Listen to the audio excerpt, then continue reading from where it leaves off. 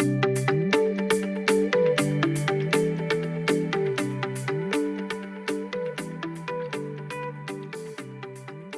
the arena tonight, his football journey started in Chicago at Hubbard High School, where he was a standout performer. His talents took him out west to the University of California, where he appeared in 49 games from 2008 to 2011, excelling at defensive back and becoming a 3-time All-Pac-10 selection. After his time at Cal, he was signed as an undrafted free agent in 2012 to the then San Diego Chargers. Spending one season, upon his release from the team, he signed with the Chicago Bears in 2013, where he sustained multiple injuries which ultimately ended his playing career. And like so many former players, he fell on some hard times after leaving the game. But he persisted, seeking out the resources and supports he needed to move forward into a new chapter of his life. Today, he's a physical education teacher at Ronert College Prep here in Chicago, as well as a certified yoga instructor who's actively committed to being of service to the city and community he calls home. Joining me in the arena right now, educator, former NFL pro, all 6'3" of him, Sean Cattouse. How are you, my brother? Welcome to the show. It's good to have you here. I'm honored to be here. Thank you. You and I met on another show that airs here, Soft and Tender. You were one of the guests, and from the moment we met, you just have you had that energy, which you're working with young people makes sense. But you and I, you were such a cool, you were just cool. And then the interview, you were talking with such fearlessness and honesty.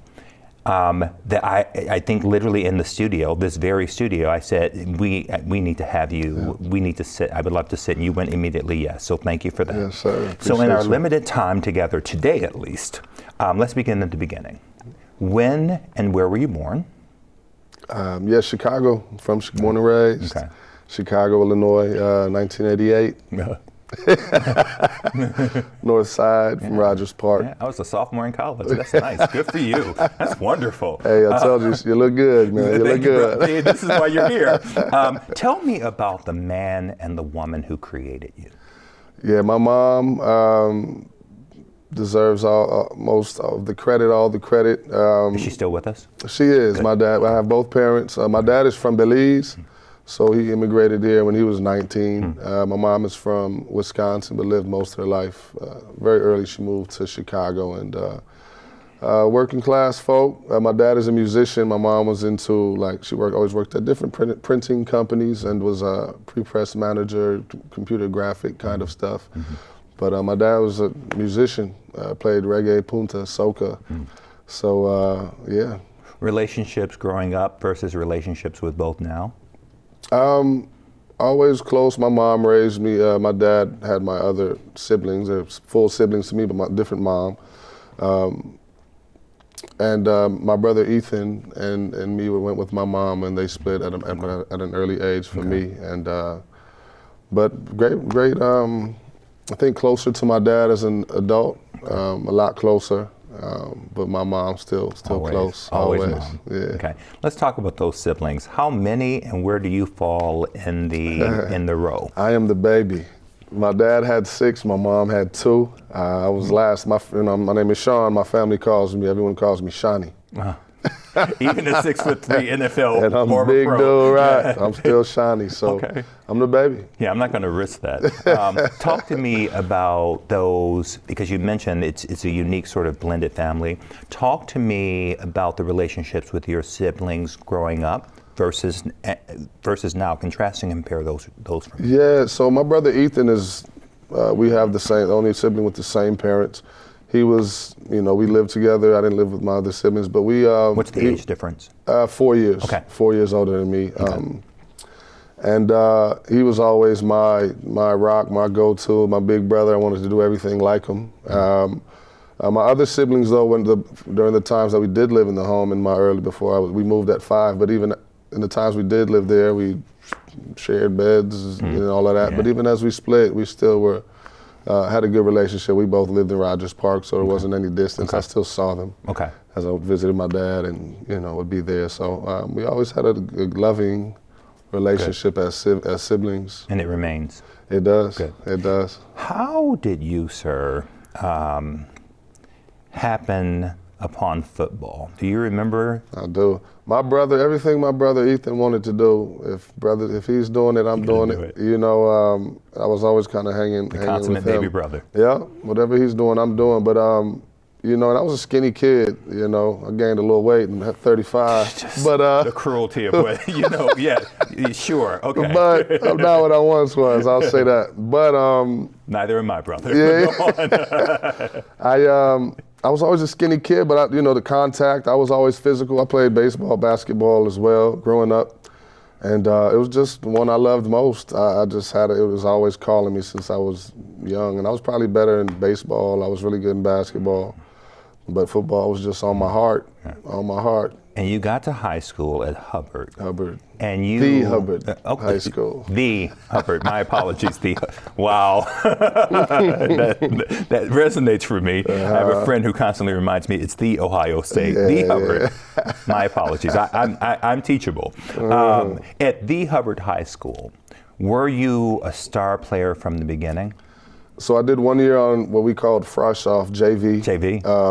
Hubbard High School, we had an All-American, U.S. Army All-American. We had 7 dudes every that's why I say just because we were a big deal. We were the best public league team. If I knew more about sports, I would have known that. For 20, we were the big dogs in the city. So I played JV 1 year, and then after that I moved up and started. My sophomore year I was starting at quarterback, doing some mixing in, and then from there it was just all me.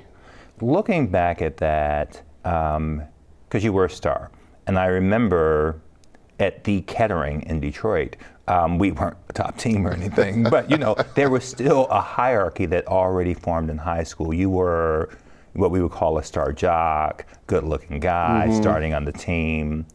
Did you experience that you can recognize now preferential treatment, how the other students reacted to you, and in retrospect, how did that distort or how did you have to unlearn some things from it? Yeah, I think I definitely saw some treatment, but honestly, and I'm really proud and impressed just of myself for my whole life. There hasn't been much of an unlearning. Like, it didn't make me become unkind to people, or I didn't take advantage of, you know, it didn't get to my head. I was very loving of my peers and guiding. I was always a leader, and so I saw the treatment, and in retrospect, in hindsight, some of it didn't help me grow to my best. I mean, but you know, it was nice. I bet it was. It was nice. Coming from the nerd, I look at the job and go, that must be nice. It was nice. Okay, good. All right. Fair enough. Yeah. So you had great memories of high school. Great memories. Did you study? Memories. I did. I graduated with 3.2. I had like a 23 on the ACT, so I was solid. I didn't. Had I not given, when you're in sport, I played 4 sports. I had a week off, and I was like really. This was like life for me, you know. If I'm not in this, I'm in that, or doing some type of training. So I used to force myself just to take a week or 2 off throughout the year. But when you give so much of that physical time and just time in general to something, it's, you know, I would have excelled a little more had I not been an athlete. But got it. I was given a lot, getting home tired, and you know, it's a thing. A 3.2 and a 23, that takes a certain amount of discipline. I got in through the IB program, so I was the only guy in IB honors. None of my friends were in my classes. Yeah. No, and I love them for that. That sounds bad. Listen, it's just that facts. Sounds away. It is what it is. But I have to give myself some credit. Good, you should. Yes, saying. Absolutely. Yeah. Okay, that explains. That starts to set matching up to some of the things I've already observed in our conversations. Let's move on to college. I had a fine college experience at the national champion, the University of Michigan. No, it was great. I didn't play football, but I went to the big house a lot. Yeah. You, however, and I know about the Pac-10. Yeah. This college I know. Yeah, Pac-10, Big Ten, I get this. And you were a 3-time all Pac-10 selection. You played 49 games. What position? Safety. Let's talk about, because in so many ways, and I think those conversations are happening now, which has changed my view over the years of college sports. it really is a large pressure-filled industry for sports players at D1, Pac-10, Big Ten schools that is akin to professional football. Absolutely. Akin to it, and you get nothing for it. So talk about, you had it at one level in high school, but now you were at a big Division I NCAA school. Yeah. What was the experience? Talk to me about those 3 or 4 years at Cal. I appreciate that, being able to tell that story. I came and went to Cal. I had 30 Division I offers, so I had plenty of places to go. Going there, I was at the bottom of the depth chart, though, coming in. You know, I'm a freshman. Yeah. You know, you kind of got to earn it. There's a political side to it, too. In California, I'm the only guy to ever come from Chicago in football to play at Cal. So coaches, they like to you want to keep your guys that are in state. You kind of give them a little pressure, you know, a preferential treatment, being that they're from Cali. But you know, I redshirted, got surgery on my shoulder my first year, and after that, of college, yeah, I tore it in high school, and I just went and fixed it. So I redshirted, didn't play. But then my next year, I ended up starting 3 games, just mixing in. I kind of willed my way on the field. A lot of good ball players, but I kind of just outworked a lot of guys. And the way I first got on the field, first playing, I wasn't even supposed to be out there. One of our star safeties was just tired and on special teams, and I'm like, "You want me to get you?" Like, I'll get. And I just ran. He was like, "Go ahead," and I ran out. Stay ready till you have Michigan to get ready. State, and I was hungry to get out. So. You were playing a Big Ten team in my home Michigan state. Did you all win the game? We did. Oh, good. Okay, go on. I'm good with that. So I'm good with you beating state. No offense. No, we did. Okay. But I just worked my way up. I had some hiccups just with a couple injuries, but I just earned it. I think I worked my whole life, and I really mean this. I've never met another athlete that I think has worked harder than me or committed the time. So I've earned it. I earned that spot. I think I outworked other guys, outperformed, you know, other guys, and I love those brothers. But I think I worked harder than most guys. Yeah. Okay. So we get through college, a star. Tell me how you went from being picked up by the then now Los Angeles, then San Diego Chargers. Yep. How did that? What's the process for those of us who watch from the outside? Yeah, so going into my last year, I was preseason All-American. Fox had me, Fox Sports, you know, they had me top 30 prospect period. So I'm thinking I'm going to go. Draft. I'm going first round. Before the year, I was preseason All-American. I'm one of the top 2-3 safeties in the nation. That was the first time, first time that I got imposter syndrome. Like, oh, I'm the guy now, and on the huge level, this has been my dream. And so anyway, I think that last year I had some mental kind of things going on, that my stock dropped. I went to the NFL Combine, didn't perform great, except for the footwork drills. I did really well. And what do you think got in your head? You know what? I remember tearing up and just feeling unhappy going into my last year. And I remember telling myself, I'm like, dang, like I'm looking like I'm about to go first round or second round. It was scary to me. I think I feared success, you know, like nobody in my family don't make it, you know, and it's like I get all the way there hungry to prove and earn that, and then once it was there, it was just, I didn't know how to mentally navigate it. I saw people changing around me, coaches, people like, oh, if this is, it's kind of phony, this is not, I mean, people are showing out, agents are coming to the house, people are changing, and it was kind of a sadness to seeing how the world responded to it as well. And so, but as well as just, you know, and what I've discovered, probably some imposter syndrome as well, like I don't deserve, you know. Maybe some self-sabotage? Self-sabotage, for sure. Okay. I think just mentally, but had I had some guidance from the right, I would have, I just needed someone. And thank you for talking about that, because I cannot, listen, we are still, you were not 35 years old, you were still, yes, you were physically a man, but you were still, what is this, early 20s?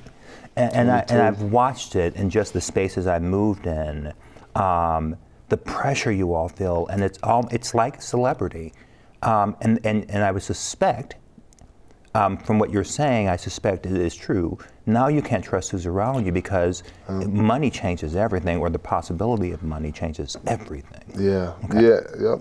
So you get to the combine trying to rebuild what started as he's on top, to Back to what you probably are more comfortable in, having to work extra hard to prove yourself. Okay. Yep. So you're back there. Talk about the combine, and then continue on how you got onto the Chargers. So the combine was an awesome experience. I was honored. Like I was invited to the combine. That's the thing. I was never a super fast guy. I didn't go somewhere to like a specific training center to prepare for the combine because I was staying to finish some classes to graduate. Okay. So I stayed there to prioritize that. Felt like my training would be good enough. But I went in with a torn wrist, so I didn't bench press. I was like a 4.68, which is about what I run. I play faster than my 40, but ended up going in from the beginning of the year to the end on everyone's map to only a couple teams interested in me. Got signed undrafted to the San Diego Chargers, and when I got there, I was just, reignited, just the hunger, the passion to prove myself. When I'm down at that bottom, I'm hungry. And I knew like next time I get to the top, like I'm not letting this slip. So I was starting special teams. I had 3 different coaches, 2 different organizations, 3 different sets of coaches and general managers, and I started special teams. No, between 2 for the 2 sets for the Chargers, 1 for the Bears. But I started special teams each summer. Each time we were in training camp and things, and I never made it to week 1 healthy.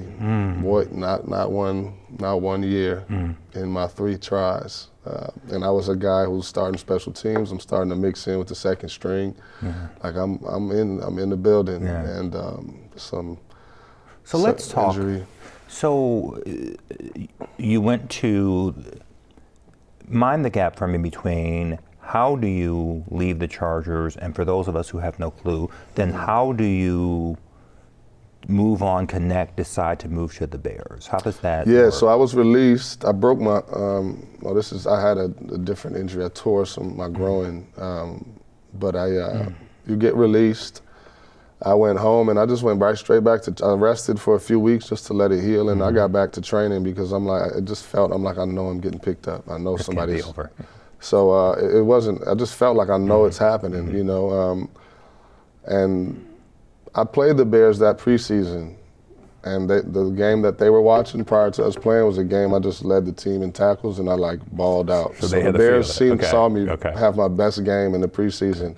So I got a call week 4, week 4 or something like that. Of the season. Of the season. And, they're signing me to the practice squad, which is fine. I'm in the building, and we'll get right up there soon. And they signed me, and I was resting a little bit and just training, staying ready. I knew it wasn't over. I didn't trust it was over then, and it wasn't. So they called, and we're going in Monday. My agent called me, "You ready to go?" I'm like, "Where we going?" Where we going? Chicago. I'm like, "I'm here. Let's hometown." And then once again, injuries got in the way. Yeah. And you were released. I was released. At that time, I knew it was over. Okay. I was like, it's over. I can't deal with this mentally, emotionally. Like I can't.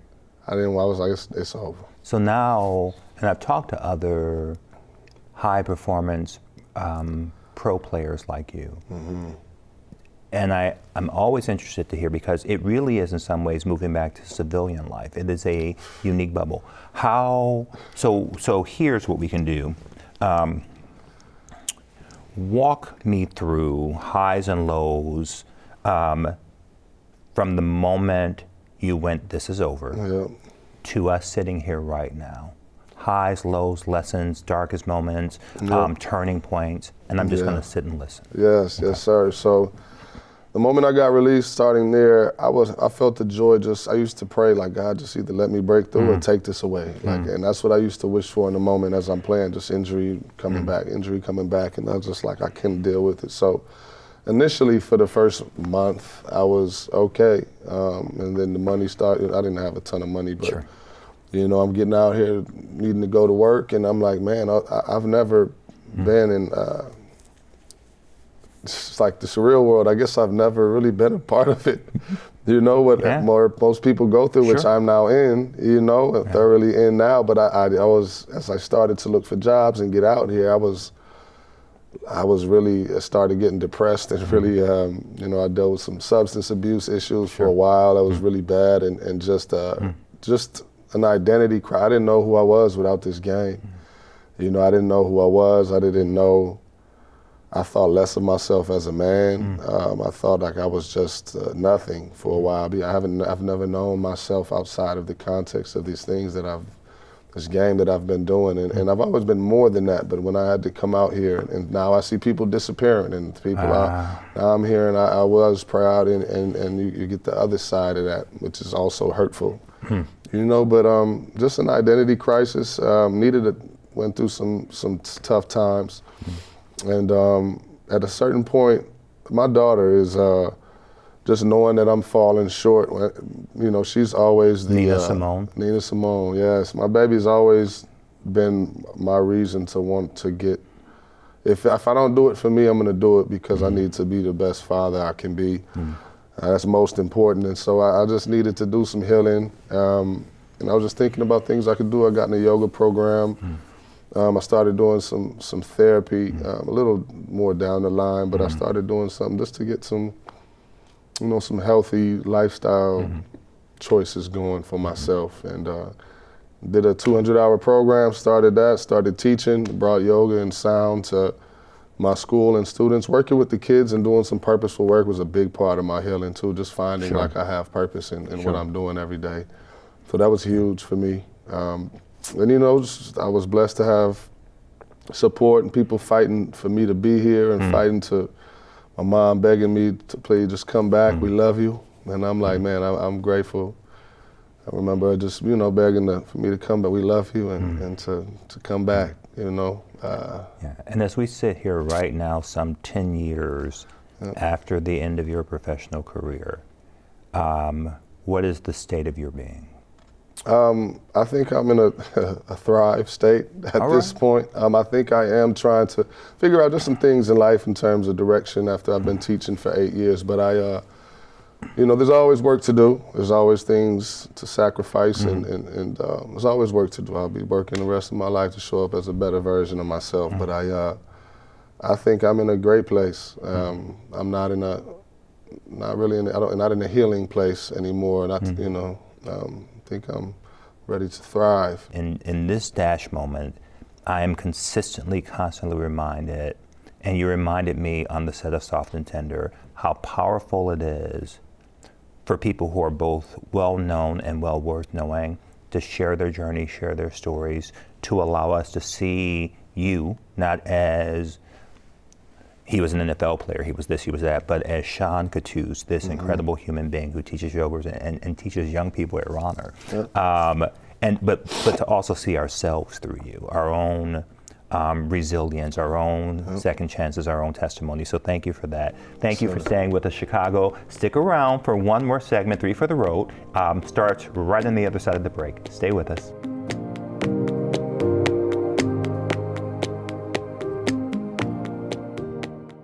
On the next Chicago Newsroom 2.0, we'll take a closer look at Chicago's very real and very significant image problem with Roundtable regulars Samantha Thomas, Hugo Balta, and Francia Garcia Hernandez. Join the conversation Wednesday at 7 p.m. on CAN TV, cable channel 19, or stream live on cantv.org or on the new CAN TV Plus app. Experience the power of community television.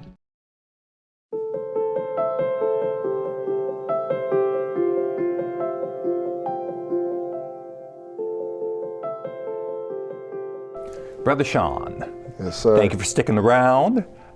Here's the final segment of the program. It's called 3 for the Road. Right. I'm going to ask you 3 questions. You're going to give me 3 answers. All right. You ready? Let's do it. All right, let's do it. First question.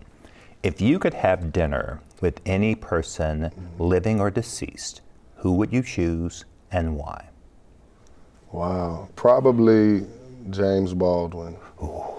He's a favorite. I have pictures of him in my home. I would probably James. Tell me why. Yep, he's just brilliant. I've watched a lot of his just interviews.